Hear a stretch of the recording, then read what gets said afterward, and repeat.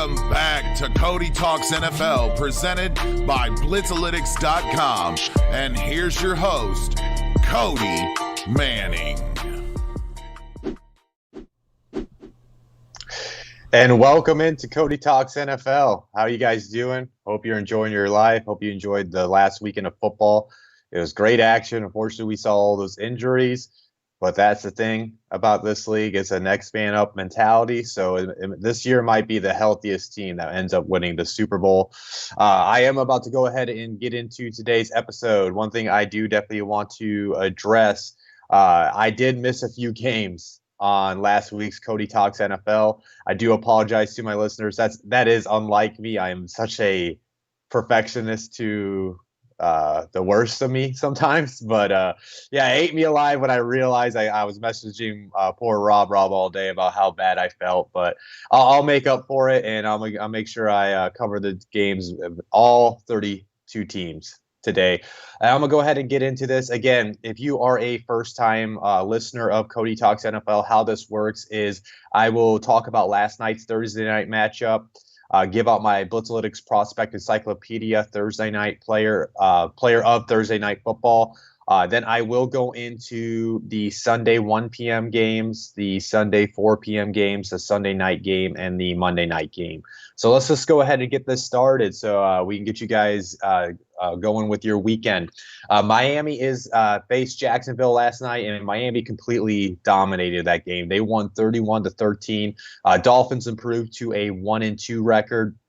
Jaguars are currently at a 1-2 record as well. Little note about last night's game: Ryan Fitzpatrick, if you guys watched it, he had a great night. Well, I think he made his first 11 completions.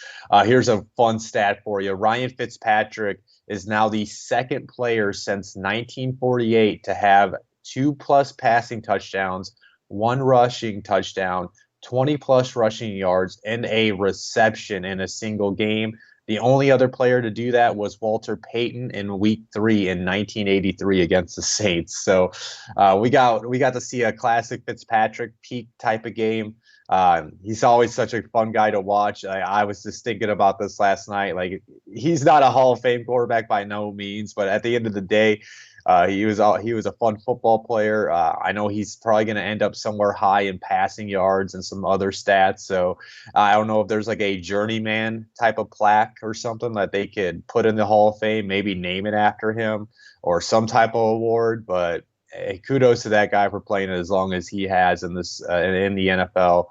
Despite never seeing him really in the postseason going on some legendary run. But yeah, the Dolphins pretty much manhandled it last night from the get-go. They took what was given to them, marched down the field, got that beginning touchdown, and then Gardner Minshew just had one of those bad Gardner Minshew games where he tends to fumble the ball a lot more than the interceptions. We saw both of those last night. He had that fumble. I think he had 2 fumbles. I know he had a couple picks. That's just what you're going to get with him. It's kind of peaks and valleys. I'll credit Rob for putting this in my brain right before we went live. He just seems like a quarterback that does play up to the competition, but he also plays down to the competition that he's going against. And a couple notes with the Jaguars, though. Leon Jacobs, he did leave with a knee injury last night, and their rookie kicker, Brandon Wright, injured his groin. So this did come down to the wire where they needed a kicker last night. It would have came down to the Jags punter to win them the game. Going forward with the Miami Dolphins, I think there's going to be a team that, at any given week, they could beat you just because they're so well coached up against Brian Flores. That's another thing I forgot to mention. I think what happened here, it was such a quick turnaround with it being a shorter week. I think Brian Flores is a way better coach than Doug Marrone, so he had his team ready to go, and they were kind of backs against the wall situation at an 0-2 record. Yeah, but otherwise, getting back to what I was about to say, I think they're going to be a team that, any given week, maybe they can beat anybody. I still think they're about a year away from competing for the playoffs. There is still some holes they need to fill on that roster. The Jaguars 1-2, and they're kind of the same team, right? Like they really don't. They're a really young team. They really have some holes throughout the roster as well. But they maybe could compete with you on any given week, just like we saw with the Colts and Jaguars.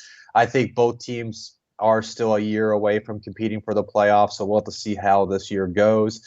And then go ahead and give out my Blitzalytics prospect player of Thursday Night Football. I said it last week. I thought this would every week go to somebody that was on the winning team, or at least I would try to do that. But I am going to pick a Jaguar. Couple guys from the prospect encyclopedia, though, for the Dolphins. Myles Gaskin, he's in there, number 14, but he just didn't really have an outstanding game.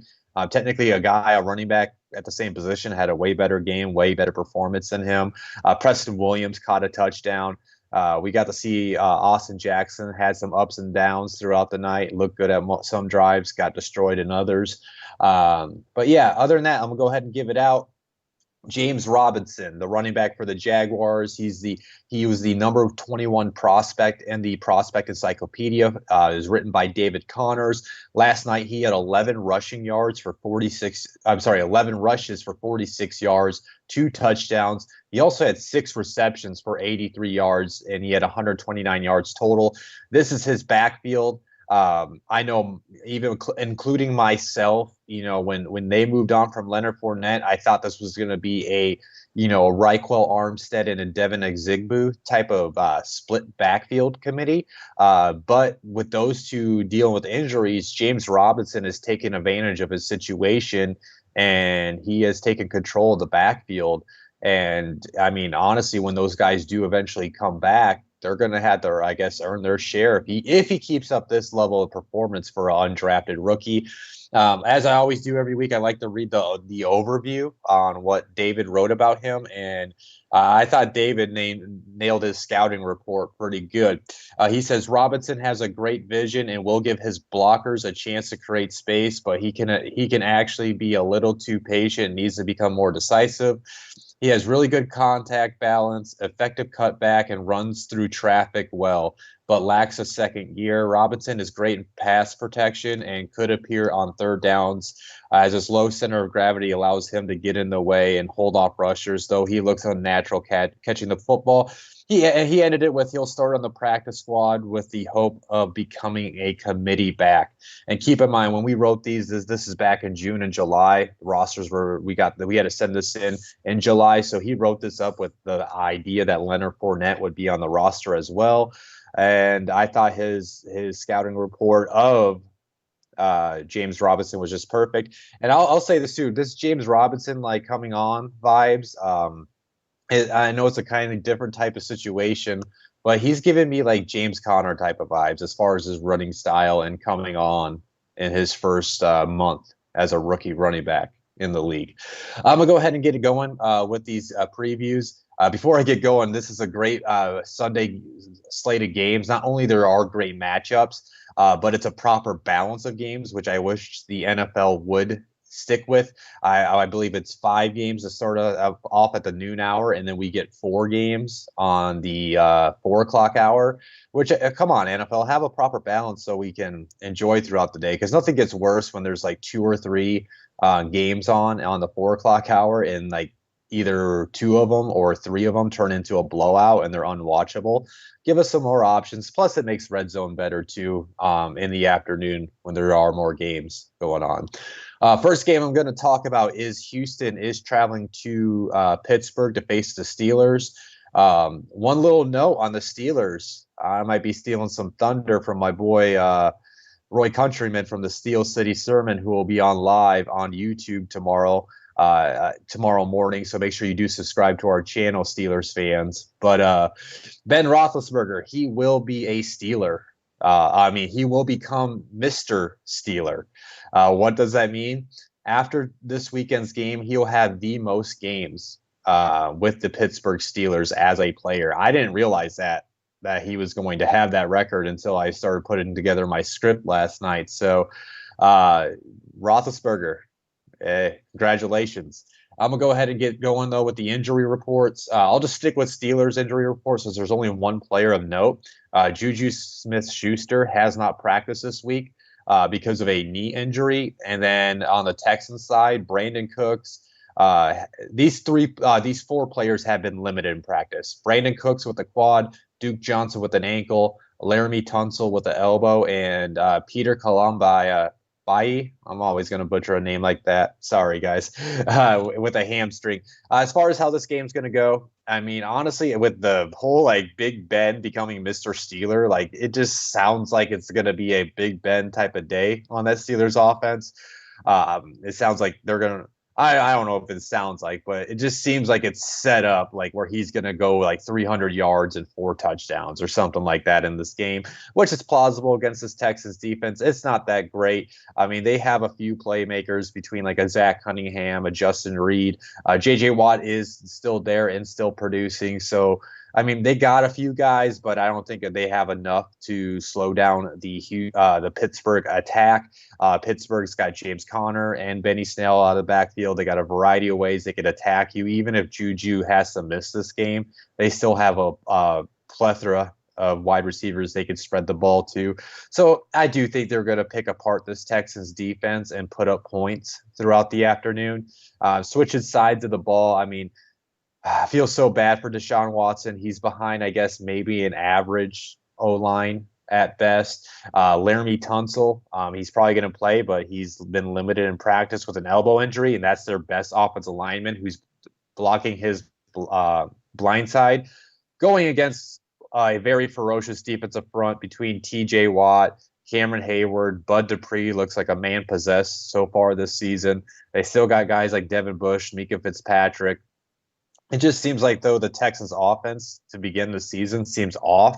They don't really have an identity. He's not really connected with his wide receivers. The Brandon Cooks trade has not worked out quite yet. For whatever reason, signing Randall Cobb to the most guaranteed money for a wide receiver this offseason is not working. Will Fuller's Will Fuller, right? He's going to have a good game the first game, and then he's dealing with a hamstring the next game, and he's not himself. So I just can't trust the Texans offense right now until they give me something to trust. So I think the Pittsburgh defense is going to give them problems. Now, I will always believe in Deshaun Watson, so don't get it wrong. I wouldn't be surprised if he has a Deshaun Watson performance and he does put up numbers. I just think the Steelers defensive front will get to him enough to get those sacks, maybe some potential turnovers, where they probably end up winning this game. Because of Deshaun Watson, I will think the Texans possibly will have an opportunity. But something tells me, like I said, I think this is going to be a Big Ben day because he becomes Mr. Steelers. So I'm going to pick the Steelers to win 28-21. Hey, man, before you jump out of here, I got to ask because I'm playing in a money league. What's your gut on Juju? Does he go, and how much can I expect from him, man? Because I gotta decide between him and Deontay before Sunday. I would just roll with Deontay at this point because he's got way more targets, and I don't think. I mean, when you don't practice the first 2 days with a knee injury, which he's coming off a knee injury, I don't know. Steelers 2-0. They have plenty of wide receivers. I feel like they can win this game without Juju. So if I could just save him 1 week and get him more healthy for the future of the season, I would. But I mean, just watch today's practice report, I guess. And if he practices in any fashion, it could happen. But even if he does play, is he more of a decoy too? So I don't know if I could trust that in a fantasy aspect. All right. I hope that answered your question, Rob. And then I am going to go to Cincinnati. They are traveling to Philadelphia to face the Eagles. Going through no news notes on this. On the Bengals front for injuries, Geno Atkins with a shoulder and Mike Daniels with a groin. Both of them did not practice so far. And then Sean Williams has been limited with a calf injury. On the Eagles side, Fletcher Cox and Jalen Reagor and Rudy Ford all haven't practiced this week. And then Alshon Jeffrey has returned. He has been limited in action. And as far as this game, this is really hard for me to pick because I thought the Eagles were going to be a lot better team this year, and so far they are looking putrid, especially on offense, especially with how Carson Wentz has been performing so far. This is a must-win game for them if they want to stay in hopes of not falling out of position to get in the playoffs. But I mean, the NFC East is looking pretty bad right now. I mean, I know the Cowboys had that great victory last week, but the Cowboys are still 1-1, and they are, the Falcons jumping on a ball away from being 0-2.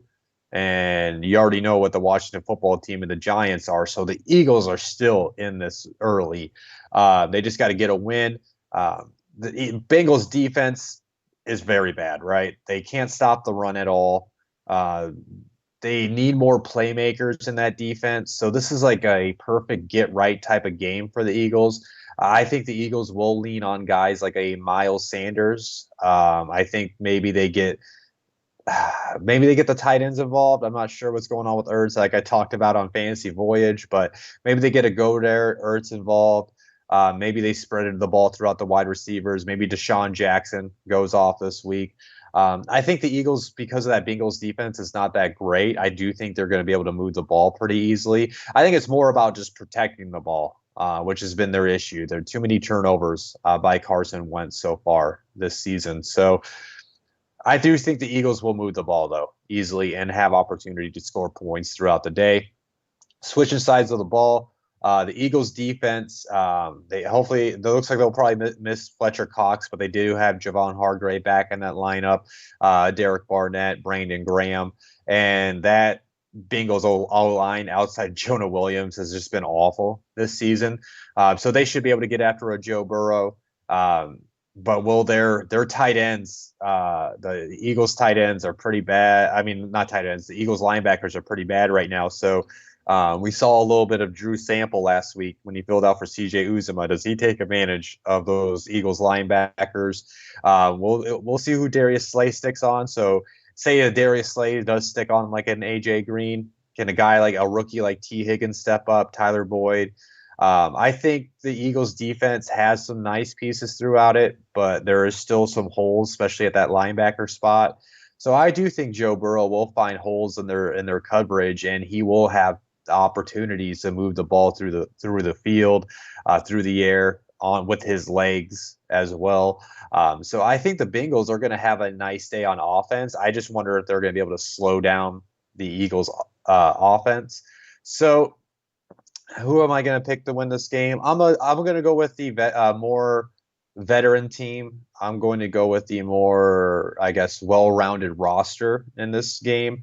I am going to pick at the Eagles. Now, I do have my worries not worries, but I do want to say this. If the Bengals have the ball at the end, I would not be surprised if Joe Burrow leads them down at the end to win. But I think the Eagles find a way to take advantage of a rookie quarterback. They find a way to win at the end. I say Eagles win like a crazy 31-27 type of day for Philadelphia. Moving on to the next matchup, San Francisco is in New York again, but this time they are facing the Giants. I don't know if anybody saw, but a lot of the 49ers got hurt last Sunday, and a lot of them were blaming the field. Now the field was good for the Giants-Steelers game. You didn't really see no serious Jets injuries come out of last week. And then the field yesterday, it has been approved despite San Francisco's concerns. Now, from what I understand, this is a newer turf. Just pulling this from player conversations on the Pat McAfee show, from people he's talked to, him talking about it. I know Charles Robinson mentioned players were talking about how the field was tacky. Maybe because it is a new turf. So they hinted at maybe some of the guys were wearing the wrong cleat size, to dig in to that new turf. So hopefully that has been addressed and that there's no injuries. I just hate injuries. So hopefully that does not happen. So other than that, guys, I'm going to go ahead and dive into the injury report. Really quick, forgot the Giants. As you guys know, Saquon Barkley done for the season. They did sign Devontae Freeman for those that missed that. He's expected to play. I think that will be more of a running back by committee, at least this week, with maybe a Wayne Gallman and a Dion Lewis. And Sterling Shepard has been placed on IR. Now, I do want to mention this, as I always say every week to any new listeners. When I say somebody's been placed on IR, that just means at least 3 weeks. They can come back after 3 weeks because of the new rules, because of the whole situation that's going on with the illness. And So they can come back after 3 weeks. If somebody gets placed on IR, is done for the season, like I just mentioned with Saquon, I will say that. But I know I do appreciate my weekend and week out listeners, but bear with me. I'm going to explain that every week in case anybody's new has joined this show and they don't understand basically the IR boomerang type of situation that's going on. So injuries. George Kittle, he's actually dealing with a bone bruise on top of an MCL sprain. But he was limited this week, so there's a chance he could play on Sunday. Jimmy Garoppolo has not practiced this week. The expectation is Nick Mullins will get the start. D Ford hasn't practiced. Raheem Mostert hasn't practiced. Tevin Coleman hasn't practiced. I believe all those guys are expected already to miss this game. Dre Greenlaw has not practiced because of a quadricep injury. And on the Giants front, outside Saquon being done for the year, they're entering this matchup with just Adrian Colbert, who's been limited with a quad injury. Let's just see here. Let's just start with that 49ers offense. How's that going to look? Nick Mullins, now he did look fine a couple of years ago when he did get his first start as an undrafted rookie quarterback. I always expect Kyle Shanahan will have guys like him ready. What's interesting is back during, I want to say, March to that draft time, supposedly there were teams that were contacting the San Francisco 49ers about trading for Nick Mullins. But the San Francisco placed that price too high for those teams to pry him away. So that shows, if that report's true, that shows they do believe in him. So it'll be interesting to see how he performs now that he's been in the league for 3 years, and we haven't seen him since the last time he took a step on the field. So I think he will be able to be adequate in moving the ball, but I still have my worries overall with that offense. I like a Jerick McKinnon, don't get me wrong, but at the end of the day, we haven't seen him carry the bulk of the load because he missed the last 2 years because of an injury. Then he was splitting reps with Coleman and Mostert to start the season. Jeffrey Wilson has filled in nicely before. So, it's Kyle Shanahan. These running backs are probably going to go off anyways. Even if I'm back there as a third back, I'm probably going to get average 4 yards a carry underneath Kyle Shanahan. And then, we're still waiting for a Brandon Ayuk to kind of emerge as a rookie. If George Kittle gets back, that helps. We saw Jordan Reed really step up as well. So, they're going to be able to move the ball, but the Giants defense, I think they play better than what they are sometimes. If you look at the stats, they're up there. I know they face the Bears, which doesn't take that much, but they have slowed down teams to begin the season. And I think, with Nick Mullins not playing that well, I think this offense might be, not playing that well, not playing in a long time. I could see this offense having its like miscommunication, messed up chemistry type of moments. So I think the Giants defense, they can take advantage of that. Maybe they create some turnovers. Maybe they get some 3-and-out situations where they do they do give themselves a chance in this game. And then you switch sides of the ball. This is where I have my worries with San Francisco right now. They're down Nick Bosa. Solomon Thomas is down for the season. D Ford's out for the foreseeable future. So they have our boy Javon Kinlaw, who I talked about on the Football Happy Hour, who has looked outstanding at the beginning of the season. But, more than likely, he's probably going to start getting double teamed. We'll have to see if a guy like Quan Alexander can step up in their absence. They still got Fred Warner. It does hurt that Dre Greenlaw might be missing. Richard Sherman's still out. I kind of feel like even though the Giants are going to be out with Saquon, I feel like they're going to find ways to move the ball just because, I just see a lot of miscommunication going on the defensive front. I'm sorry, Ziggy Ansah has been a free agent for like 2 or 3 years now. And if other teams didn't want him, how's he going to, replace a Nick Bosa right away? So I think the Giants are going to have their moments where they move the ball. I think Evan Ingram, I at least hope for my fantasy team, is going to finally have his breakout game for 2020. Darius Slayton's looked great so far. I think they're going to find ways to move the ball, not score a lot, but I think they're going to be in field goal position more than you think. And I think I'm already hinted at this. I don't trust the 49ers injuries on defense. I am going to go there. Maybe they're even being hesitant playing on that field because they were complaining about it last week. But I'm taking the Giants in an upset. Their backs are against the wall. I do believe their defense has played better than what most people think. Yeah, so Giants, they're going to get the upset in a low-scoring affair, though. It's going to be like a Daniel Jones has the ball at the end of the game, scores a touchdown to win, 21-17 win for the Giants. That's a big call, buddy. I love it. That's a big call. Jack's over in here in the chat saying hasty. I'm not sure what he's saying hasty to, but I have a feeling it's it's JaMycal Hasty, but I don't even know if he's gotten called. I wanted to ask you really quickly, do you think there's any benefit to, and this sounds stupid, but Nick Mullins, when he has had run in practice, had to have been getting it with these wide receivers. Do you think there's any benefit to that they're now down to these guys, that he, if he has rapport, has built it with these guys? Well, that is true. With some of the backups like Bourne and maybe like a Dante Pettis, somebody like that, I could see that happening. And hold on, sorry, Rob, I was looking up this. Yeah, I mean, he's got the report, so maybe that does happen. He understands the scheme. So, like, that's why I say I don't know if there's going to be a major drop-off between him and Jimmy Garoppolo, but it has been a long time since he's seen live bullets. So, you just never going to know. I think it says Hasty is expected to make his debut. I just didn't know if they called him up to the 53-man roster. So, anyways, if anybody's in our comments, JaMycal Hasty is a little scat back type of back that could come in possibly this weekend. We'll see if he does get called up. But I'm gonna go ahead and move on to the next game. The Raiders are traveling to New England to face the Patriots. Man, this is a long injury list for both teams, and I don't know which player. I mean, I'm sorry, I don't know which players being hurt is going to hurt their team the most. But let's go ahead and get into this. These following 5 players for the Raiders have not practiced this week.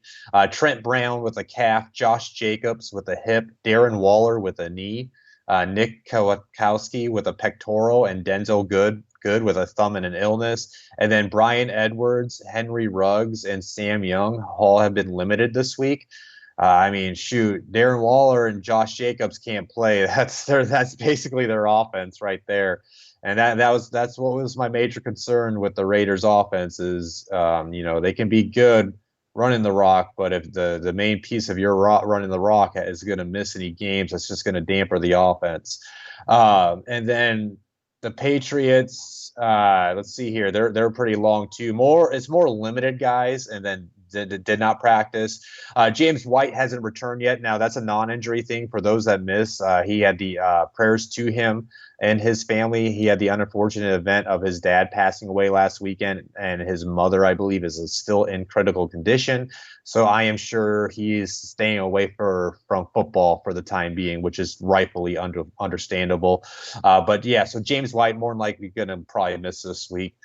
David Andrews, his hand, he has not practiced this week. And the following guys have been limited for New England: Julian Edelman, N'Keal Harry, Adam Butler, Brandon Copeland, Josh Uche, and Kyle Duggar.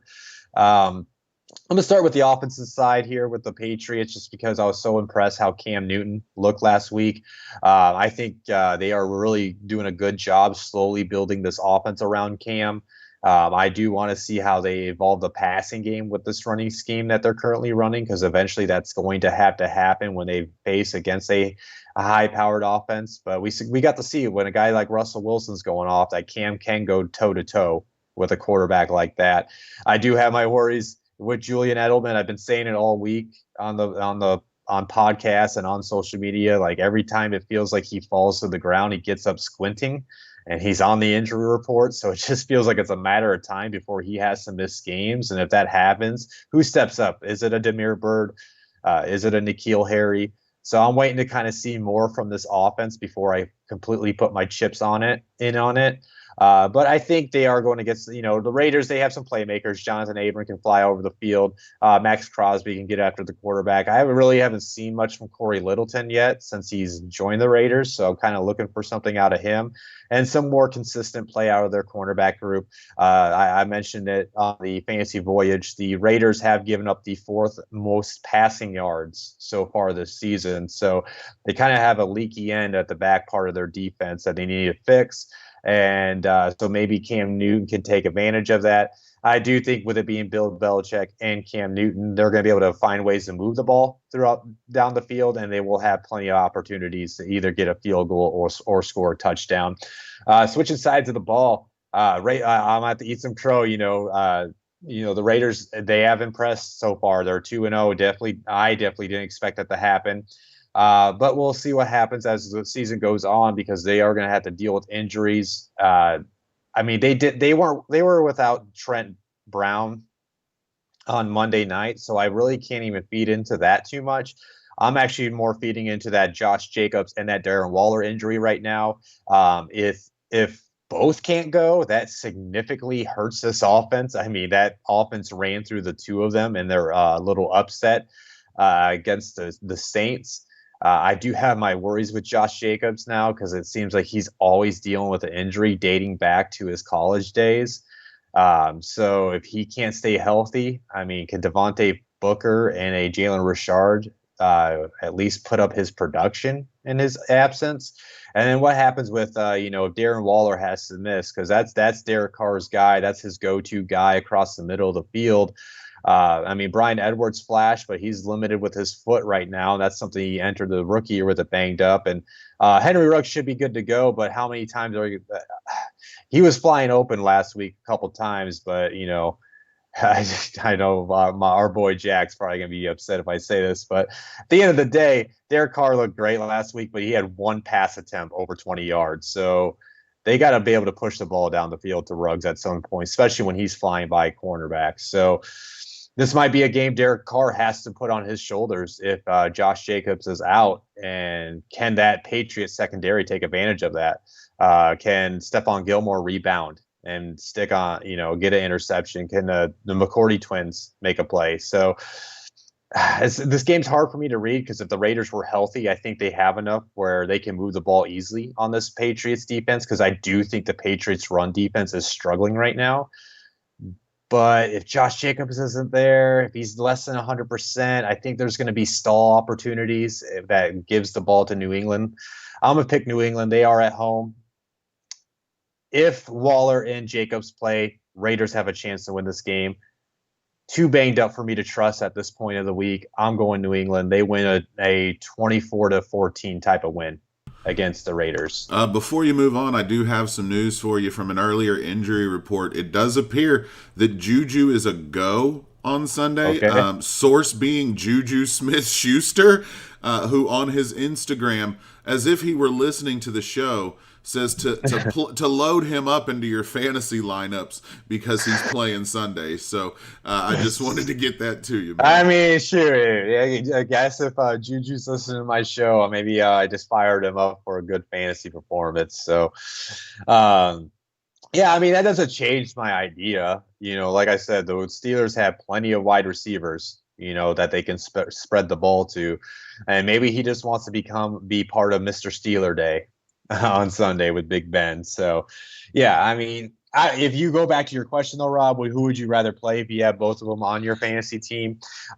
Still play Deontay. He leads in targets. And like I said, if he's banged up, I don't know if he's going to be more of a decoy or if he's going to play. But you could also see a Juju game, so don't blame me. I just cover all my ends when I talk about players in fantasy. But, all right, so where am I at? Make sure I didn't skip a game when I was on my schedule. All right, there we go. All right, Tennessee, guys, they're heading up to Minnesota to face the Vikings. The Vikings, a little news note, they did sign Todd Davis this week. He's a former starting linebacker for the Broncos. He's up there in age, so we'll see if he can do any type of contribution.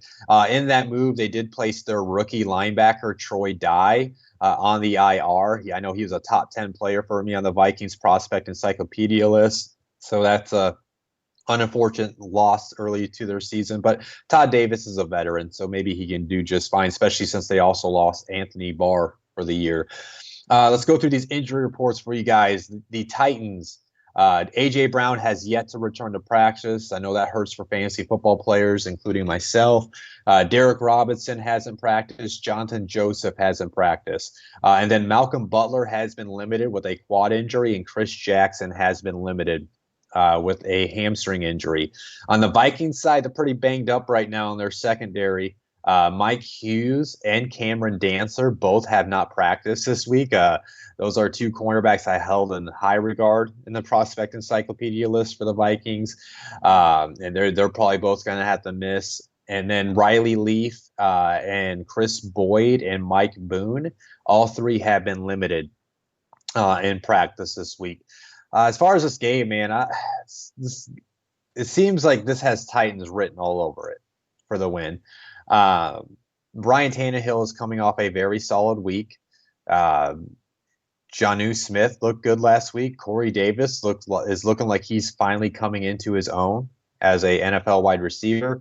But what's going to happen with Derrick Henry? He's kind of getting all these touches, but he's not really doing much with it. But you know how Derrick Henry is. He's just bound to explode. And that might happen against that Vikings defense. That Vikings defense right now is really struggling against the run. You could tell the loss of Michael Pierce opting out and Danielle Hunter not being up on that defensive front is really hurting them because they're having to depend on, I guess, low-end type of starting caliber type of players. Not even really low-end starting. They're more of rotational pieces at best, in my opinion. And so can they take advantage of that? Can the line get some push and get Derrick Henry going? I think that will happen. I could see Derrick Henry having a very solid day. The Vikings secondary has struggled because they are not only using young cornerbacks, but now they're out Mike Hughes. Now they're out Cameron Dantzler. Chris Boyd is a good, solid backup to have in case injuries happen, and he's been limited this week. So can Corey Davis take advantage of that? And Adam Humphries, can they move the ball? So I do think the Titans' offense is going to move the ball pretty easily against the Minnesota offense, so they'll have some scoring opportunities throughout the day. And then if you switch sides of the ball, that Minnesota offense has just been putrid. It's been awful. Their two guards have not played well, including Drew Samia, who I thought could be a low-end quality starter for the Vikings at that position. He got embarrassed last week against DeForest Buckner. And then that line is going against a Jeffrey Simmons and a Jadeveon Clowney. I think they're going to struggle to create holes for Dalvin Cook. I think they are going to get after Kirk Cousins. And when that pocket collapses, Kirk Cousins tends to make those mistakes. And that's when he forces interceptions. That's where, maybe my boy Christian Fulton gets his second on the year, or Kenny Vaccaro, Kevin Byard, Rashawn Evans in the middle. But, this Vikings offense, they still got some pieces, right? Adam Thielen's still looking good, but they got to get Justin Jefferson involved. I mean, that guy was one of the most polished wide receivers entering this past draft class, and you're telling me he's playing less than, I think, like 12 or 13 other rookie wide receivers as far as snap percentage. Like, he needs to be on the field. There's not a lot of talent in that wide receiver room. So they need to find a way to get Justin Jefferson going, get a way to get Rudolph and Irv Smith going in the middle.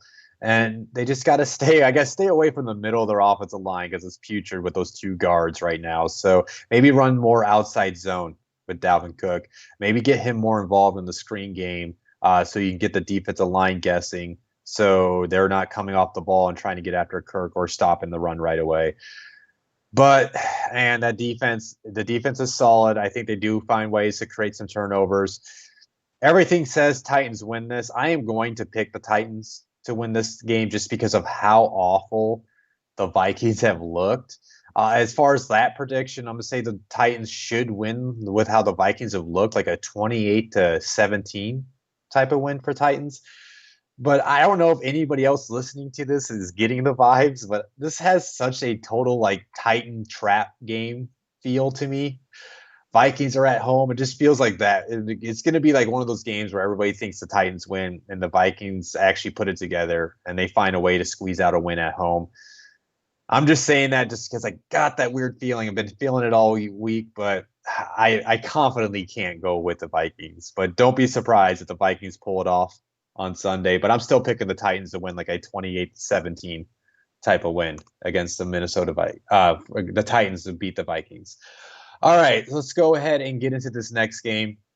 The Washington football team is traveling out to Cleveland to face the Browns. There is no news note, so let's go ahead and dive into these injuries. On the football team side, these three players have not practiced. Morgan Moses, Sadiq Charles, and Cole Holcomb have not got practices in this week. And then Steven Sims, he's been limited with a toe injury. And then taking a look at the Browns report, these three players have not practiced this week. Adrian Claiborne, Jacob Phillips, Olivier Vernon. Those three guys have not got a practice in this week. And then the following four players have been limited. J.C. Treader with a knee, Denzel Ward with the groin, and these are two of a note, guys, as Greedy Williams and Mac Wilson have been limited. Those two guys have missed the first two games. Those are two guys I was very high on when they came into the draft. They've been crucial pieces since joining the Browns. I don't know if they're going to play. But they're limited, so that's a great sign. So if they can get those two on the field, that defense will significantly improve. But yeah, let's go ahead and get into this. The Browns offense looked like what they could be last week against the Bengals. Now they have a much more tougher opponent as far as a defensive unit. As we all know, the Washington football team has a great defensive front. The Browns' offensive line looked good last week, especially Jedrick Wills was making some flash plays from the tackle position. But can he contain? Hey, Jedrick Wills versus Chase Young, a little rookie on rookie action. Can he contain Chase Young out there on the left side of the line? So that's going to, I think, be the battle to watch if you got your eyes on it. Is in the trenches. But can Nick Chubb and Kareem Hunt keep up the run game? The secondary is a pretty quality, good secondary, coached up underneath Ron Rivera. But I still think it's not an overly talented group. So I think there will be opportunities for OBJ to make some plays. Maybe they can get an Austin Hooper going in the passing game. And then we switch sides. Oh, really quick. I mean, I guess to put a bow on it. The Browns, I think, will find ways to move the ball through the ground, through play action. But I think Washington does stall them at times. But I think the Browns are going to find ways to score throughout the game to find a way to win. Now, you switch sides of the ball, it gets ugly for Washington. The offense, it's a bottom five offense in terms of production. It's got some flashy players in it that you like, right? Like I like Scary Terry McLaurin. Steven Sims can be good, can be a flash play. I love everybody that knows me knows I love me some Antonio Gibson as well. But that offensive line, man, it's bad. It's really bad. I think Myles Garrett is going to completely demolish. And Morgan Moses is hurt, and Sadiq Charles, the rookie tackle's hurt. So it's a banged up group on top of it. I think Myles Garrett and we saw Sheldon Richardson show up last week out of nowhere.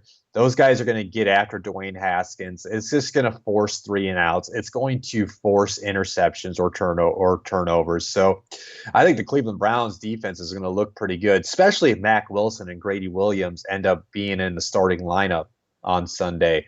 I think that's going to be the difference right there. Is I just don't trust Washington's offense enough to move the ball. Even though they have the defense to stall the Cleveland offense.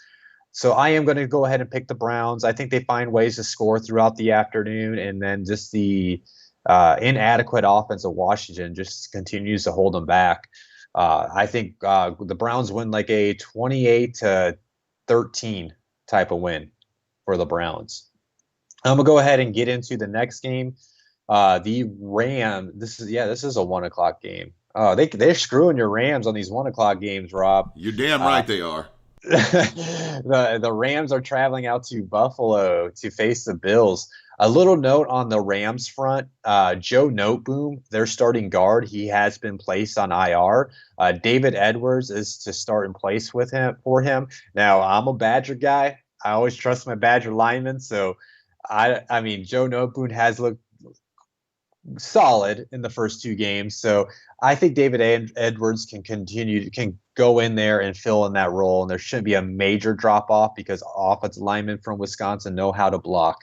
Now, as far as the other Rams, Cam Akers has not practiced this week, but unless he shows up today, I wouldn't imagine. I could see them maybe holding him out just because when you got a Malcolm Brown, a Darrell Williams, you can afford a guy to wait until he's 100% healthy. He does have to force the issue. Darius Williams has also been limited. Now, the Bills, they're a little bit banged up heading into the matchup. Dawson Knox has yet to return to practice because of a concussion. Zach Moss also hasn't practiced. And actually, I was going to say it just came through. Okay, I didn't know if you got it. Yeah, I saw it this morning right before me and you hopped on the call. Sean McDermott went on, I think, a radio show, and he said Zach Moss is not going to play. So if you have Devin Singletary on your fantasy football lineup, I'd line him up out there this week because he should be getting the majority of the touches. And then these following guys have been limited. Ed Oliver with a knee. Tyrod Johnson with a groin, Tremaine Edmonds with a shoulder, Matt Milano with a hamstring, and John Brown with a foot. I think most of those guys that are limited should be expected to play. Now, I'm not going to say 100% because I thought that last week about Tremaine Edmonds, and they end up holding him out. But I know from what I think I gathered, from the little I gathered from it, everything sounds promising for those two linebackers, Matt Milano and Tremaine Edmonds, who had to miss last week's game against the Dolphins. I'm going to go ahead and get into this. Bills' offense is looking great, right? Josh Allen's going off. He's leading the league in passing yards. He's showing the cannon of the arm. He's showing that he's improved his touch ability. Is he going to make mistakes? Yes, he's going to make mistakes, but that's what's great about him. He's a roller coaster, and he just stay along for the ride, and he's going to make plays where he can extend it with his legs, and all of a sudden he's bombing it deep to Stephon Diggs for a big touchdown. Now, I'm very interested, though, to see how this whole matchup plays out, though, for the Bills. Aaron Donald is having a great year. I mean, is that to be a surprise? So can that offensive line, while it's been improved over the last couple of years, can they contain an Aaron Donald?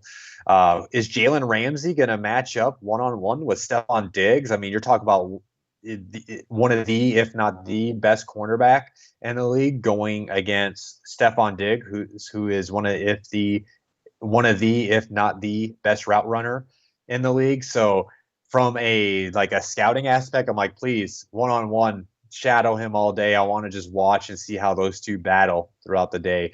So I think what this matchup, say they do that, right? So what I think this matchup is going to come down to is the other players. I mean, John Brown is limited with his foot, so assuming he's good to go, can John Brown step up if Jalen Ramsey is shadowing Stephon Diggs? I think he can. They still got Cole Beasley. Gabriel Davis is being used as a fourth wide receiver. The Bills are actually running more 4 wide receiver sets than anybody else in the league right now. So I think they're going to be able to find ways to move the ball against the LA defense. But I think maybe there are some times Aaron Donald breaks through, forces Josh Allen to scramble, which maybe does lead to a potential turnover. But I do think the Bills will have not their way, but they will find ways to get down in scoring position throughout the day. Switching sides of the ball, the Rams offense looks retooled and refocused underneath Sean McVay. Jared Goff has been lights out so far this year. Robert Woods is going back to home where he first started his career, so I'm sure he wants to have a career day. Cooper Kupp will get going. Van Jefferson, Josh Reynolds, Tyler Higbee had a great week last week. But they are going against a tougher opponent, right? The Bills defense is great, but they're going to be banged up. I mean, Ed Oliver's on the list as their linebackers. I like Tyrod Johnson in the nickel spot. So can they take advantage of that?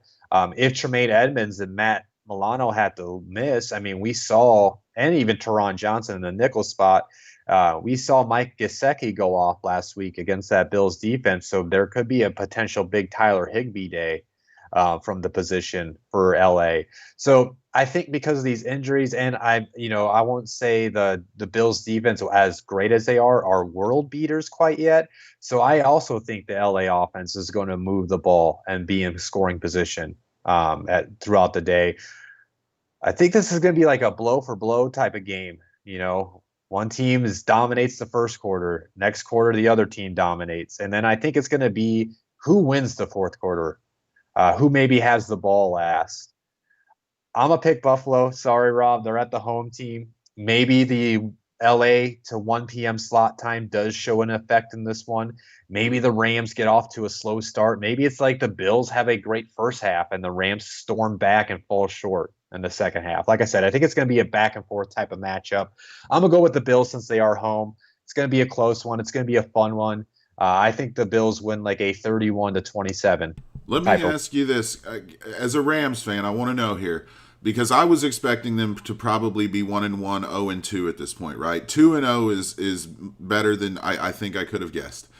But is this a measuring stick game for us? Like, if the Rams go and take Buffalo down, do we start talking about the Rams being legit contenders?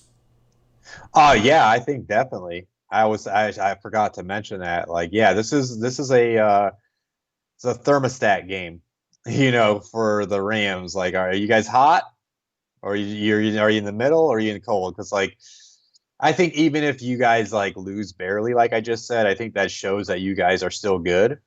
But like, say you would fall completely flat. Say the Buffalo wins like 35-7, 28-10. Jared Goff had like 3 interceptions. I think that's when people will be like, oh, they're pretenders. They're pretenders. So yeah, I think this is a measuring stick type of game to see if your Rams are legit this year. And then let's see here. This is a 1:00 game.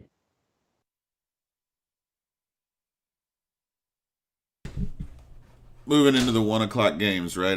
Cody's going to be covering Chicago versus Atlanta here in just a second. You saw we've frozen on him for just a second. I think we're getting him back. There he is. All I did was tell him that you're getting ready to cover this Chicago, and we always lose in the fourth quarter when we're up by a lot, Atlanta Falcons. So whenever you're good.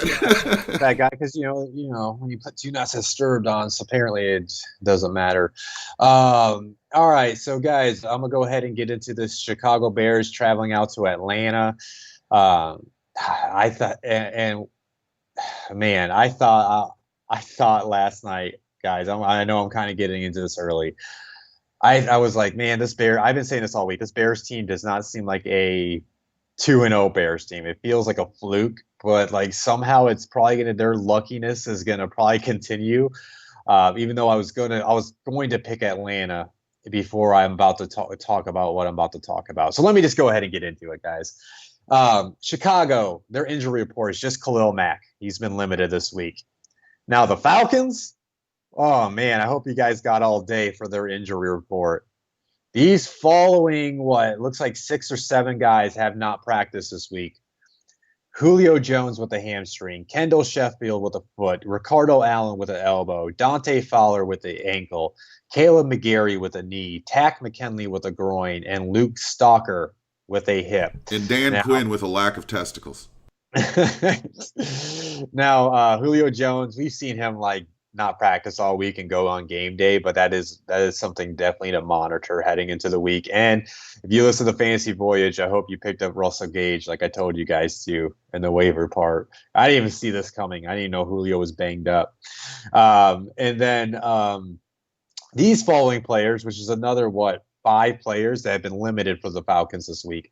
Marlon Davidson with a knee, Charles Harris with an ankle, DeMonte Casey with a hip, Jake Matthews with a knee, and I'm totally going to butcher his first and last name, Fosadi Olakun with a hamstring, if I said that right. So what is that? 1, 2, 3, 4, 5, 6, 7, 8, 9, 10, 11. That's 12 players for the Falcons that are on the injury report. Like I was already talking about before I got into it, I thought that this would be a game like the Falcons could get their first win. We could see who the real Bears are. But when I look at that injury report, I'm just like, oh, man, that makes it less likely to trust. Atlanta's offense has looked great, this week so far. I mean, Matt Ryan's going off. My boy Calvin Ridley has been going off. Julio's done Julio things, like I mentioned on the Fantasy Voyage. Russell Gage is involved in this offense. Hayden Hurst has seen a rebound to his career. So the offense looks fine, even with the, I guess, inadequate offensive line with the injury to Caleb McGarry. Now Jake Matthews is dealing with an injury as well. So but we got to see what happened. I guess these injuries happened, and the offense kind of stalled against those Cowboys last week. And they are going against the Bears defense. The Bears defense, it's better than what I thought. Okay, like I thought Khalil Mack was going to be good. Akeem Nicks was going to be good. Roquan Smith was going to be good. I figured their front would be solid. It's more their secondaries come along. Eddie Jackson's going to do Eddie Jackson type things, but Jalen Johnson, their cornerback out of Utah, I think he was my cornerback 6, I believe, or 7 on this last class. But he in the superlatives part of the top 5 series that we did on our YouTube channel for that draft class, I listed him as my playmaker. And he's coming along so far as a rookie, opposite of Kyle Fuller. So this Bears defense, that's why they're winning games. It's a pretty overall just solid unit. I wouldn't say it's world beaters. I wouldn't say even it's great quite yet, but they got some playmakers in that unit. So I think they have enough to take on this Atlanta offense. I do think Atlanta's offense has enough where they're going to move the ball down the field. Obviously, if Julio Jones does have to miss this game, that is a major loss to the unit. But I still think they would find ways to be in scoring position throughout the day. And switching on opposite sides of the ball, Mitch Trubisky just has to put a 4-quarter to get a game performance. Like there's some quarters he looks like, okay, maybe this is all right with him. And then there's some quarters, which I happen to see more than not, is like, how are the Bears winning when he's tossing these balls like out of bounds or 10 yards above the receiver's head? So I don't know what I think about this Bears offense. Now I'll say this: David Montgomery is kind of making me eat crow. I was kind of down on him entering this year, but he's been pretty solid this year out of the backfield for them. They just got to find ways to get the ball more to Allen Robinson at a consistent rate. They're throwing the ball. They just need to complete those balls. Get Anthony Miller coming along. The Mooney, their 5th round wide receivers, looking like a good, solid late round pickup for them. I don't know. I just really don't trust that offense, but they are going against a banged up Atlanta defense that just let the Cowboys run and throw all over them in a comeback. I mean, Sheffield's hurt, Allen's hurt, Dante Fowler's hurt, Tack McKinley's hurt, Marlon Davidson's hurt. It's a hurt up defense. So I think Chicago, as inconsistent as that offense can be, is facing a defense at the right time to maybe find some consistency through all 4 quarters where they can find their ways to score the ball. Man, something tells me like the Falcons should win this game. I can't trust the injury report. If the Falcons have the ball at the end of the day and they have an opportunity to win and they win, would not be surprised. I can't trust 12 guys being on the injury report to comfortably pick Atlanta, though. I'm going to say Chicago somehow squeezes out a lucky win. They win like a 24-21 type of win for the Chicago Bears. I'm going to go ahead and move on to these 4 p.m. games. And before I move on to the 4 p.m. games, I know Rob's saying that. By the way, anybody that's listening live on here on YouTube, if you do have any questions for me, whether it's fantasy or just regular football related or anything at all, just ask in the questions, and Rob will get them to me at the end of the game. All right, so first 4 p.m. game, I'm going to talk about the Carolina Panthers are traveling out to the Los Angeles Chargers. Really quick note on the Panthers. The Panthers did place Christian McCaffrey on IR. It was expected that he's going to miss 4 to 6 weeks, so that guarantees he's not going to try to push back and return in that time frame. And then also on the Chargers, for those that haven't missed it, this crazy story, man. Tyrod Taylor, his lung was punctured by a shot prior to last week's game. So that's why Justin Herbert literally found out 5 to 10 seconds before the game he was going to be the starter. They've already announced Justin Herbert will start this game. Tyrod is out for the foreseeable future. Man, Tyrod's this an unlucky quarterback, right? He took the Bills to the playoffs. They said, get out of here. We're drafting Josh Allen. Goes to Cleveland. He suffers a concussion. Baker Mayfield takes over, goes off. It's his job. Now, had this unfortunate event with the lung situation. Justin Herbert looked very impressive in his rookie debut.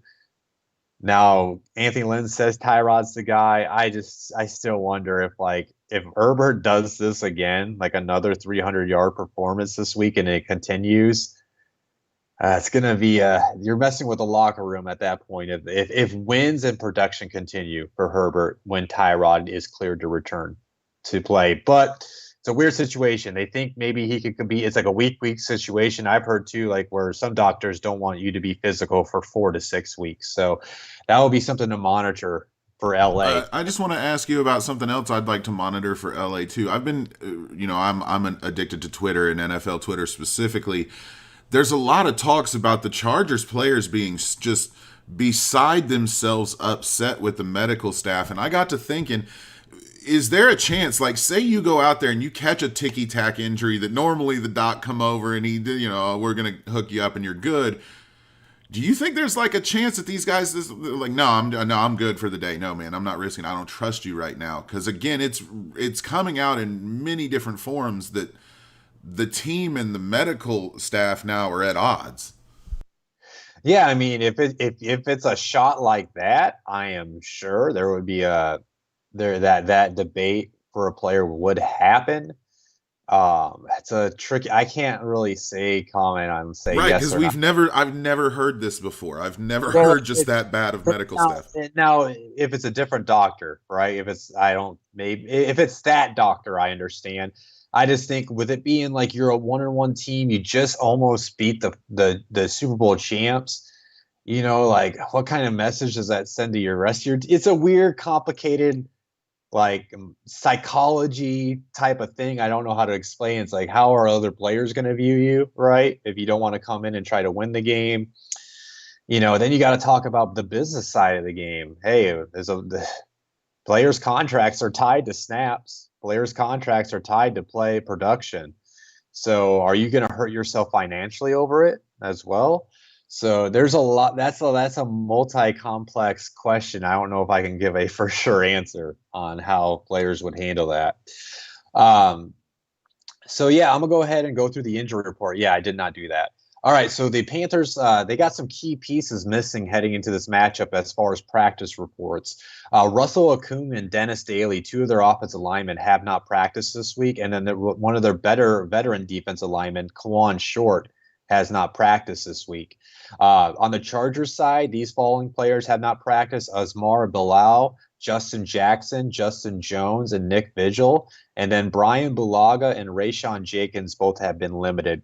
Heading into this matchup, I mean, let's just start. I mean, I was already talking about the Chargers offense underneath Justin Herbert. I thought it looked a lot better because he can actually push the ball down the field. We saw that 3rd and 10 play to Keenan Allen. We saw that 3rd and goal situation where he threw that perfect dime to the back corner of the end zone to get the touchdown. And he's got the rushing ability too, and is not afraid to take on contact, as we saw last week. So I think they're going to be able to move the ball against a very young and inexperienced Chargers defense. Panthers defense. And if the Panthers are missing Kawan Short, I mean, I know they got Derek Brown, the rookie, up there, and Etor Gross-Matos and Brian Burns, who's looking really good to the start of his season. But the missing of Kawan Short, that should make life a lot easier for that Chargers offense, so they can open up rushing lanes for a Austin Eckler, so they can open up rushing lanes for a Joshua Kelly. And I just think they pick apart the Panthers offense. And I think it's so highly, Rob, I don't even know if I talked to you about this yet, that in a 12-man league, I am currently set to potentially stream Justin Herbert from the quarterback position. That's how confident I am with this Chargers offense going against this weaker Panthers defense. And then switching sides of the ball here, the Panthers offense, I don't know how this is going to look without Christian McCaffrey. Teddy B has been putting the ball throughout the air, but they are going against a way better defense. The Bucs defense has been solid, but they are going against a pretty good defense. I would say a better set of cornerback group that at least has better experience or more experience than the Bucs cornerback group. But yeah, so how's this offense going to look without Christian McCaffrey? Is Mike Davis going to be able to do enough from the running back position? Can they get Curtis Samuel more involved? DJ Moore more involved? Robbie Anderson has been very good for them at the beginning of the year. But how are they going to go against like Chris Harris, Casey Hayward? And then let's talk about them missing Russell Okung and Dennis Daly. That's two of their offensive linemen. And you're telling me if they're minus two of their offensive linemen against a Joey Bosa, Melvin Ingram, Jerry Tillery, like how much time is Teddy B going to have? And does that lead to turnovers? I kind of see a struggling day for that Panthers offensive unit while they try to figure out things without their best offensive player, their playmaker. So I think the Chargers are actually going to win this game pretty easily.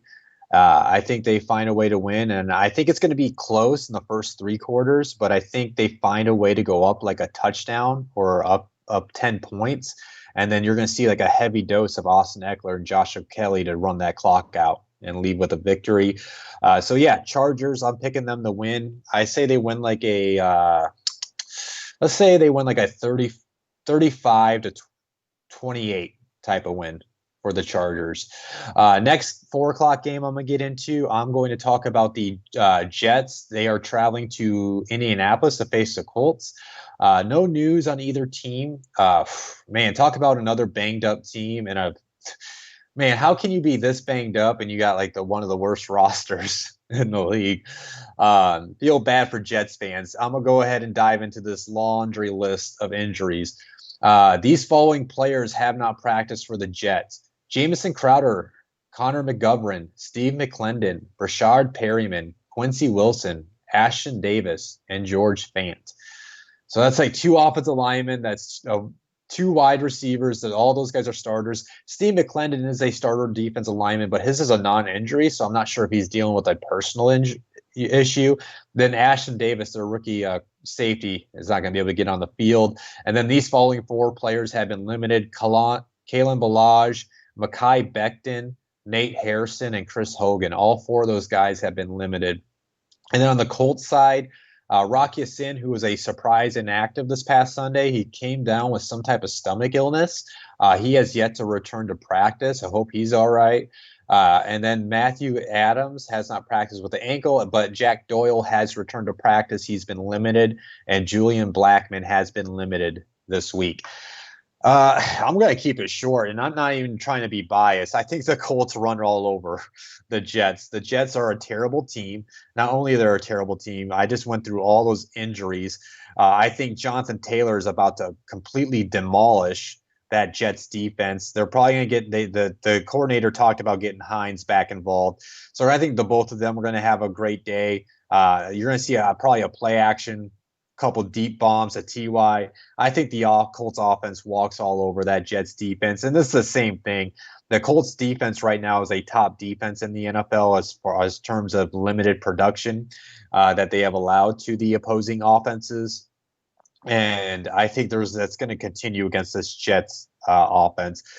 DeForest Buckner is going to tear apart the middle of the defense. Middle of the offensive line. Darius Leonard is going to keep on making plays. We'll see who can make a maybe interception in the back part, but I think they're going to have their way with that Jets offense. I think this is going to be a blowout. Now, I hope I'm not eating crow on Monday, and I'm very upset that somehow these Jets pulled off the upset against my Colts. I will definitely be furious at that point because this has to be like at least at minimum a 2-touchdown win for the Colts. This Jets roster is too bad and too banged up for them not to walk away by at least 2 touchdowns. I'm going to say the Colts win like a 35-7 type of win for the Colts. And that's how bad I think that's going to be. Like I said, guys, I had to breeze through that. There's not much I can't really besides Mekhi Becton and Quinnen Williams. Has there been anything else promising coming out of New York on film? No. I feel bad for Jets fans. I hope they can get out of the Adam Gase era sooner than later. I'm gonna go ahead and get into this next matchup that I'm pretty excited of seeing. Dallas Cowboys, they are traveling to face the Seattle Seahawks. A little note, a name you guys might recognize, Damon Snacks Harrison, the former All-Pro defensive tackle. He has decided he's going to play this year. Or he wants to play this year. He is visiting the Seattle Seahawks, but I did also see there are a number of teams that are interested in him. So it will be interesting to see what team lands the veteran D tackle. I think he can still at least be a good rotational D tackle at that position. And then as far as the injuries heading into this matchup for the Cowboys, these three players have not played, have not practiced. Jadobe Awuzie, DeMarcus Lawrence, and Tyron Smith. I know Tyron Smith missed last week's game. And I don't know if they really need him because the Seahawks don't have really much of a pass rush right now. But yeah, Tyron Smith does make a difference. They need him, but is more of a slight towards the Seahawks pass rush, current pass rushing situation. The following players for the Seahawks have not practiced: Dwayne Brown, Benson Mayowa, Rasheem Green. All three of those guys have not been in practice this week. And then these following five players have been limited: Jerron Reed, Cody Barton, Cedric Abuye, Will Dissly, and Quentin Dunbar. All have been limited this week. Man, this is such a tough match for me to figure out right now because, like, Russell Wilson is playing at the MVP caliber that I thought he would entering the season. He's going absolutely off. That offense is flowing through him. He's basically being the point guard, and he's distributing the ball to everybody. DK Metcalf has emerged as we saw it last year, but he's kind of emerging as a true, legit playmaker at the NFL level so far this year. They still got Tyler Lockett. Chris Carson's looking great as a receiving tight end. Greg Olson's still trying to find his role, within that offense, but they're also using other guys like Freddie Swain, their 6th or 7th round pick. And so they're getting other guys involved, David Moore. So the Cowboys defense, it's going through growing pains, man. They got completely torn apart by that Falcons offense last week. DeMarcus Lawrence is hurt. Jadobe Awuzie. Those are two key pieces. If those guys do have to miss this week, we'll have to see the final practice report for the week or the final injury report for the week. So how does that look? I think the Seattle is going to have their way throughout the day. I think they're going to find ways to score points. So it's going to be on the Cowboys defense to find ways to create turnovers, to hold them to field goals, to stay in this game. But then you switch to opposite sides of the ball. I mean, Seattle's defense, it has a lot of work to do. I mean, Jamal Adams, he's a playmaker. They got other guys in the secondary, like a Shaquille Griffin, Quentin Dunbar, if he's healthy enough to play, Quandre Diggs. He had to leave last week's game because of that hit he made, but he'll be back this game. He's not facing a suspension. They still got Bobby Wagner, but man, that defensive front, it needs a lot of work, right? If Jerron Reed has to miss because of his injury, I mean, I like Poona Ford, but I mean, can LJ Collier step up his play? I mean, we saw it last week. Jordan Brooks, he's not a edge rusher by no means. He doesn't have no pass rush moves at all. He's as true as a linebacker as you can get in this past draft class. But he's not going to come off the edge and get the quarterback. And we saw last week when the Patriots had the ball in that 2-minute situation when they marched down the field to get to the 1-yard line, Jordan Brooks was coming off the edge. So that is something they have to figure out. I know Alton Robinson, he was on the Seahawks prospect encyclopedia list for me. He was inactive last week, so maybe they can get him involved. I think Darrell Taylor's on the PUP list, another guy they drafted. Or I know he was kind of banged up, I believe, entering the year. So they need to get someone of these young guys to step up and play. Other than that, that Cowboys offense is probably going to have their way. The Seahawks have given up the most passing yards to begin the season. So Amari Cooper can have a day. Michael Gallup can have a day. CeeDee Lamb could have a day. We saw Dalton Schultz step up last week. He could possibly even have a day, including Ezekiel Elliott. So I think this is going to be a high-scoring shootout affair up there in Seattle. I do think it's going to come down to who has the ball last. It's going to come down to that. Man, I don't know who to go with because, I can totally see Dallas winning this game. I could totally see Seattle win this game. I don't know who's going to have the ball last. Oh, I think either team wins this. You know what, though? I feel like the Cowboys get to that 2-1 record. I think I'm going to go with the Cowboys here. I can't believe I'm going to pick against my man Russ. I think the Cowboys somehow squeeze out a victory in Seattle. I think maybe they find a way to win because we saw like for example, right? We saw Cam Newton march down the field. The Patriots could have won that game, but the Seattle knew what they were going to do, right? They're going to try to run in with the Cam. It was obvious. If Dak is in that situation, they can run it in with Dak, but they could also run it in with Zeke. They could also play action and throw it to one of their wide receivers. Maybe they run a pass play. They spread them all out with those wide receivers. They can even hit Dalton Schultz up the seam. So, yes, that's what I'm getting at. There's multiple ways they can attack that last play of the game compared to New England. So, I think they would find a way to get the job done in that situation. Again, if Seattle wins, they win. I totally think they can, but I'm gonna pick Dallas to win this. Let's say a 35-31 type of win for Dallas. All right, guys, I'm gonna go ahead and get into this next game. We got the Bucks heading out to Denver to Mile High to face the Broncos.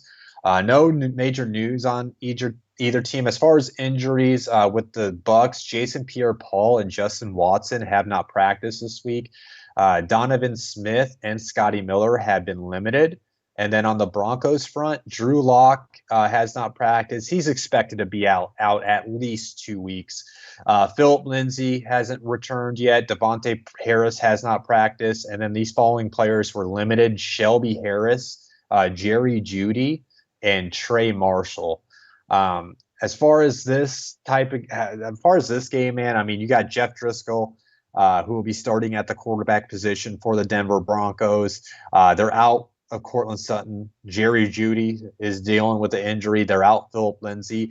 But to be fair, that offense went toe-to-toe with that Steelers defense last week and almost end up potentially having an opportunity to pull off the upset.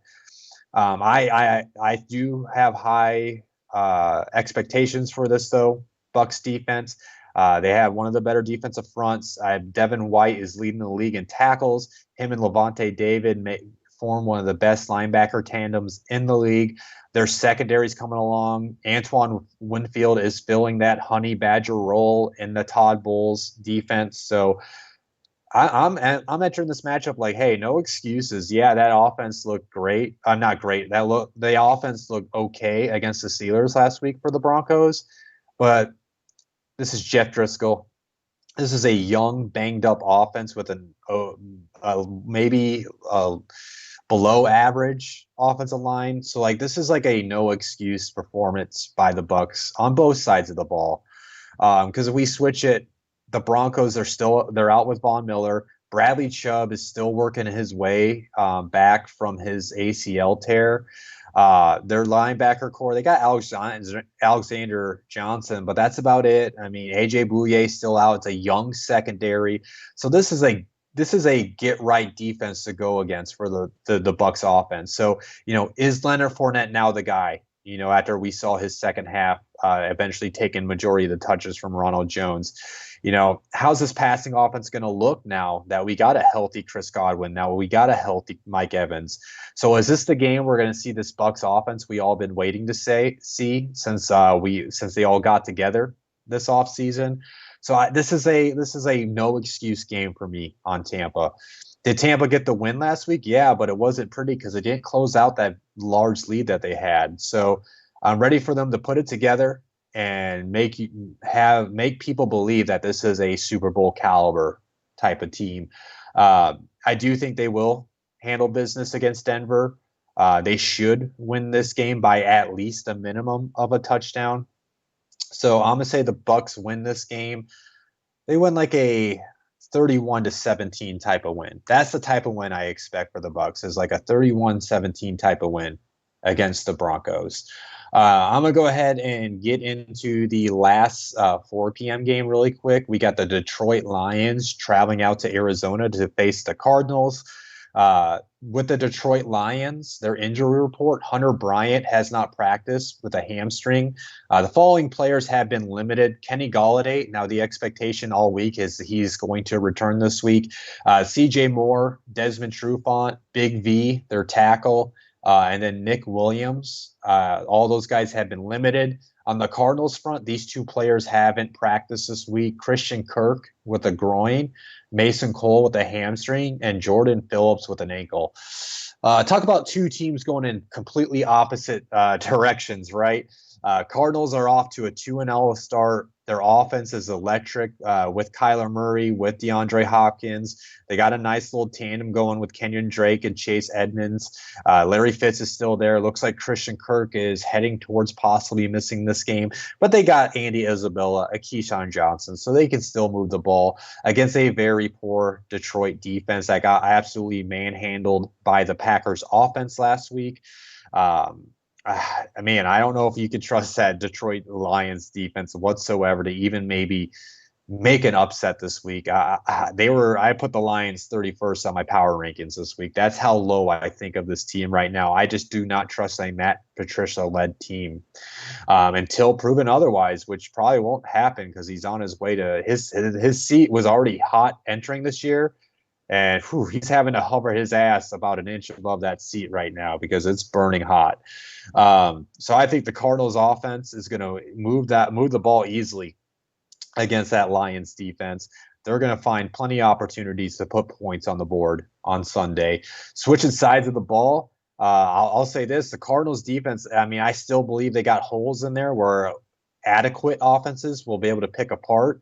But they have played a lot better than I expected this year. Chandler Jones is looking nice. And then Byron Murphy in the backfield with Patrick Peterson and Budda Baker. They got enough playmakers to be an average to above average defense on any given week. And then they're going against the Lions offense, which I don't trust. I mean, they're splitting reps between Kerryon Johnson, DeAndre Swift, and AP. TJ Hawkinson's been solid for them at the beginning of the season. Marvin Jones is what he is. They really need Kenny Golladay in that lineup. You got Danny Amendola, Quintus Cephas, but there's just been something off about that whole Lions offense. Maybe it changes with Kenny Golladay playing this week. Maybe that gives them an opportunity to move the ball, to be in scoring position. But I think the Cardinals find a way to get after Stafford, to get the sacks, to stall drives.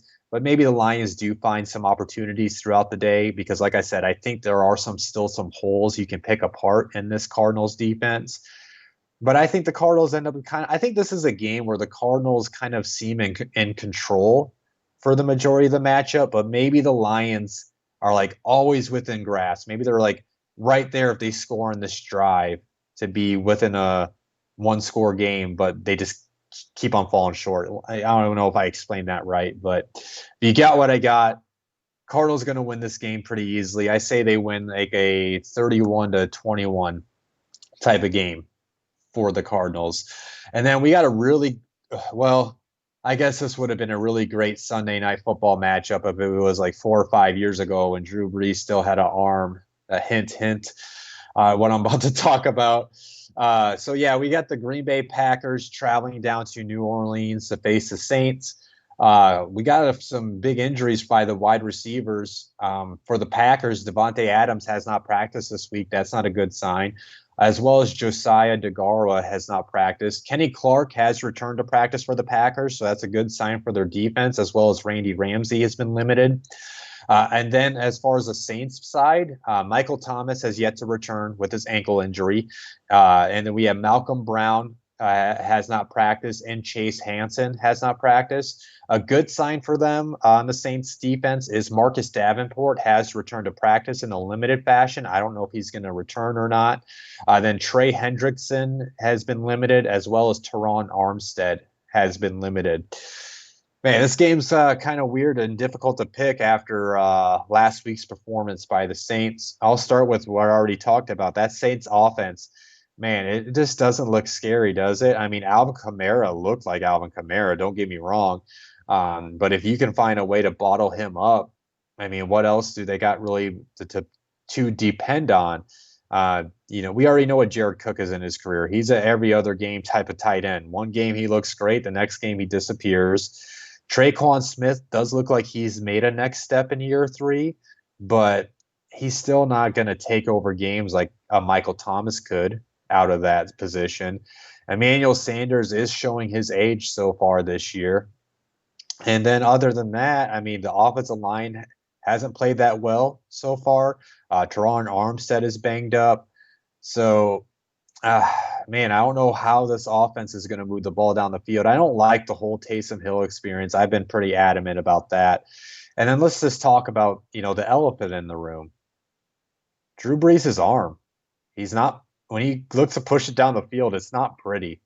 It's all under routes. It's all slants. That's why maybe they need a Michael Thomas in this offense. So I question how this offense is going to evolve throughout the season. Now, people may laugh at this. I said it. I don't know if I said this on the happy hour or if I just said it to the boys before we recorded, but this has Drew Brees has Peyton Manning last year type of vibes, where you can just already know the arm is shot.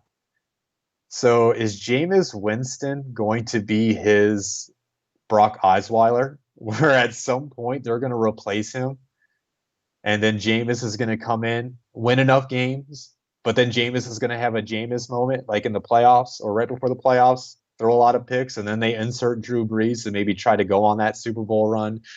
That's where I'm kind of leaning with the Saints right now. But yeah, let's turn around though. On the Packers on defense, they got playmakers, right? The Smith brothers up front. Christian Kirksey has been solid for them in the middle of the defense. And then Jair Alexander has showed his potential this year, and Darnell Savage. So they got a pretty good defense over there in Green Bay. So I do think they have what it takes to maybe create turnovers to stall this New Orleans offense. I think the biggest question for me about this matchup is the New Orleans offense and what it's going to look like. And then we switch sides of the ball. Packers offense is looking great. Obviously, missing Devontae Adams would really hurt, but Aaron Jones is going off. They're getting Jamal Williams involved. Marquez Valdes-Scantling and Alan Lazard have looked very solid so far in their first 2 games of year 3 for those wide receivers. And then the Saints defense, man, like, I don't know, man, they kind of looked off last week. I expect them to bounce back.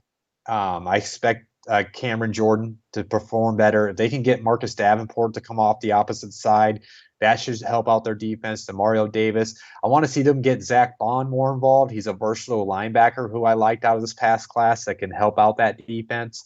And then also as well, Malcolm Jacobs, man, he got pretty embarrassed last Monday night. So has he lost a step in his age? Maybe have I overrated the acquisition of him to New Orleans? But they still got like a Marshawn Lattimore, who, if Devontae Adams is out, they can maybe stick a Marshawn Lattimore on a MVS, on a Alan Lazard. So I think they have enough to take on a Packers offense without a Devontae Adams. I think it'll be a back and forth battle between those units. I think the Green Bay Packers are going to find ways to score throughout the day.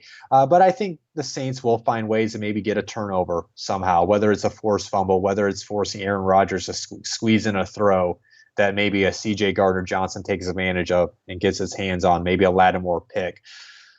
Man, now to get to this winner, it's so hard for me to predict, right? Because the Saints offense have completely thrown me off. Like, the Saints offense was looking like a typical Saints offense. I would pick the Saints, especially since they're at home.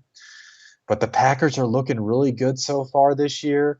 The Saints looked really ugly last week, so I'm doing it. I'm going to the Packers. I think the Packers find a way to win. It's going to be close. I think the Saints will have an opportunity to win. I'm going to say the Packers win like a 28-24 type of win. I got a question in the chat, and I know normally we save them for the end of the show, but since we are on the Saints, right, I would like to give your opinion here based on what you just said about Drew Brees. Rain Normsey in the chat asked, is Kelly Juju and Edelman a good trade for Mike? They would be giving up Kelly Juju and Edelman, which I think is overpayment. But then they go on to say that would make their receiving core D-Hop, Diggs, and MT. I'm more of a diversify my account fella. I don't like to get it down to only 3 studs. But what would you say based on, again, taking into account what you had just said about Drew Brees? Yeah, not only with Drew Brees has me concerned with Michael Thomas, but that's a high ankle sprain now. I know he's trying to push it back, but originally it sounded like he was going to be out for at least 4 weeks. Now that they didn't place him on IR, that is a sign he's going to maybe try to return next week, because he's trying to return before the 3-week time frame. But ankle sprains do scare me. Is that going to linger on? And I mean, if you already got DeAndre Hopkins and Diggs, I mean, I don't know if I don't know the running back position. I don't know if I would be willing to dump a Joshua Kelly quite yet. And Juju and Edelman are fine as wide receiver 3s if you're teaming them up with D Hop and Diggs. So I don't know if getting another wide receiver 1 is worth it, but it's your fantasy team, so it's up to you to pull the trigger. But personally, I don't think I would do that. I think that's giving up a little too much for a banged up receiver where I have questions about the current quarterback. Right, because I would assume they would put one of those 3 in a flex position, right? But Yeah, if Michael Thomas is out now, the depth that you have. now he's got Kareem Hunt and Aaron Jones as his running back. But again, you're still sacrificing too much depth because True. what happens if one of them gets banged up then to me? So I wouldn't do it. Must be an 8-team league or one of your leagues that you're in, Rob. That you get all these people. It's an inside joke between me and Rob. He's in a league where he has a ridiculous amount of people on his roster. But yeah, if anybody else has any questions, go ahead and get them in because I'm about to cover the last game of the week, and I can address any other questions before we wrap this up here shortly. So the Monday night game, can't wait for it. It's the 2 best teams right now in the NFL. Kansas City is traveling out to Baltimore to face the Ravens. Again, these are one-day practice reports, so I don't read into them too much, but it's not a good sign though for Alex Okafor. He hasn't practiced with a hamstring, and Sammy Watkins with a neck and concussion. And Sammy Watkins was a late add to the concussion protocol, so he might have to miss this matchup. Charvarius Ward and Darrell Williams have been limited this week. And then on the Ravens side, these following 3 players have been limited. Anthony Levine, Justin Matibioke, and Chris Moore has been limited with a finger injury. Now, man, I cannot wait to watch this game. You're talking about two teams that are probably going to rematch at some point in the AFC playoff picture when we get there in January. The Ravens offense has looked pretty much unstoppable right now. They're moving the ball on the ground with all 3 running backs with Lamar's legs. And then when they need to, they're turning to the pass game. It looks like Lamar has improved his touch pass, which is helping them as well. Move the ball to guys like Hollywood Brown, to Mark Andrews, Willie Snead, Miles Boykin, players like that. And the Chiefs defense, they're missing some. There seems something off about them. I mean, I know they still got Frank Clark. They still got Chris Jones. They still got Honey Badger. They could still be that defense that helped them win the Super Bowl. And I know they didn't game prep for Justin Herbert, but Herbert came in and moved the ball pretty well against them. Again, this is different playing styles that they're going to be going against, with the Ravens being more of a run option, run heavy type of offense that chooses when they need to pick you apart throughout the field. So with that being said, that's what I'm trying to get at. I don't really necessarily trust the Chiefs defense quite yet into the season. I still think they're going through some growing pains with the suspensions and injuries at the cornerback position, even though L'Jarius Sneed has impressed as a rookie. But I think the Ravens do find ways to move the ball down the field, and they will find ways to put the ball in the end zone. Switching sides of the ball, the Chiefs offense, they even if they don't have Sammy Watkins, they got Clyde Edwards-Helaire, Travis Kelce, they got Tyreek Hill, they got McCole Hardman, DeMarcus Robinson, plenty of weapons to move the ball. But they are going against a great defense that has looked very solid so far this season. So is the offense going to protect Patrick Mahomes enough? Can Calais Campbell and the Matthew Judon and a Derek Wolfe. Can those guys like eat up the offensive line, keep Patrick bottled up in the pocket and force him to take sacks? That's the way they're gonna have to win. And then maybe can a Marcus Peters, who started his career there in KC, can he get a little revenge game? He's not afraid to jump on balls. So is he going to be able to be that difference, right? Can he maybe take that risk to get the interception on a Patrick Mahomes throw and get it? Because here's the thing. The fact is Patrick Mahomes, he's going to get his, right? He's going to make some crazy no-look, cross-the-field throw and get it. So I think they need that risk type of cornerback going against him. So if he can get his hands on the ball, that might make the difference in the Ravens getting the win here. I think the Ravens defense is built, with a Marcus Peters, a Marlon Humphrey, a Jimmy Smith. They got Patrick Queen in the middle. They are built to at least slow down the KC offense. Man, it's hard for me to predict the winner in this one. Until somebody knocks off KC, I know the Chargers came close last week, but until they do fall, until they do lose, they are the Super Bowl winning team. So I am going to give them the slight edge here. I do think it's going to come down to the wire, come down to who has the ball last. I'm going to go with Patrick Mahomes and the Chiefs. I think they win like a 27-24 type of win on Monday night. And then we already got the questions, right, Rob? Do you have any questions? Yeah, I do. Because it's just not an episode unless I chime in here at the end. I like my voice that much. I'm gonna ask the question, and it's which of these games is gonna be the fantasy point fest, and then I'm gonna be a dick and take the low hanging fruit completely off the table. That is the Kansas City and Baltimore game. So, which of the games is gonna be a point fest for fantasy, and you can't pick that Monday Night Football matchup? I'm going to go ahead and go to the one I kind of already hinted at. I think it's going to be a high shootout affair. I think it's going to be the Cowboys Seahawks. I think Dak goes off. I think Russell goes off. Zeke's going to get his. I think Chris Carson's going to get a fair share. We all know you love DK Metcalf. Yeah, DK is going to have it. He's going to be going against, maybe like a Trayvon Diggs, a rookie cornerback that he can take advantage of. So, and on the opposite side, like I said, Seattle's given up the most passing yards in the NFL so far. So I think those Cowboy triplet wide receivers are going to have a heyday against that unit. So points on points. More because they can't pass rush. Like Seattle's got to figure out something. They got to get one of those young cats to figure things out fast. Other than that, guys, thank you guys for tuning in this week.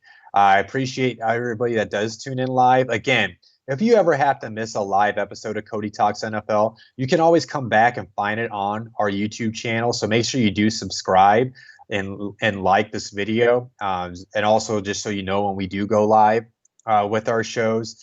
And also, if you do miss a show, or maybe you just can't watch the video because you're working, or you want to maybe listen to it on the go, go subscribe to the Blitzalytics Podcast Network. We're on all major platforms: Spotify, iTunes, Stitcher, iHeartRadio, SoundCloud, the FanStream Sports platform. So we're all over the place.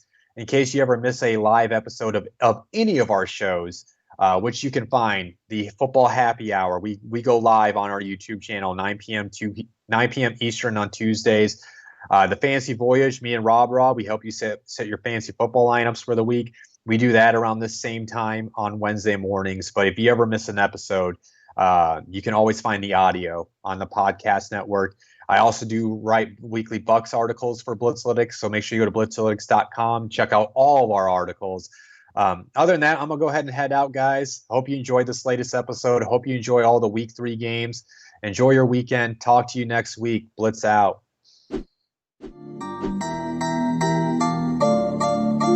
Thank you for watching Cody Talks NFL, presented by Blitzalytics.com. As always, hit that like and subscribe button, and then hit that bell notification icon to stay up to date on all things football.